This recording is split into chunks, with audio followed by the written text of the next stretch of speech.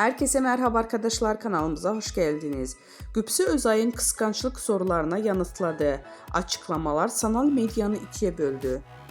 Başarılı oyuncu Gübse Özay katıldığı bir programda yöneltilen kıskançlık sorularına verdiği yanıtlar magazin gündeminde mərkəzində yerleşti. Özay'ın samimi ve net ifadeleri kısa sürede sosyal medyada geniş yankı uyandırdı. Ünlü oyuncu eşinin kişisel anlamına saygı duyduğunu vurgulayarak şu ifadeleri kullandı. Kocam alyans takmak zorunda değil. En yakın arkadaşı karşı cinsten olabilir. Telefon şifresini benimle paylaşmak zorunda değil. Sosyal medyada benimle fotoğraf ya da hikaye paylaşmaması da sorun olmaz. Gübse Özay'ın bu sözleri kısa sürede sosyal medya kullanıcılarını ikiye böldü.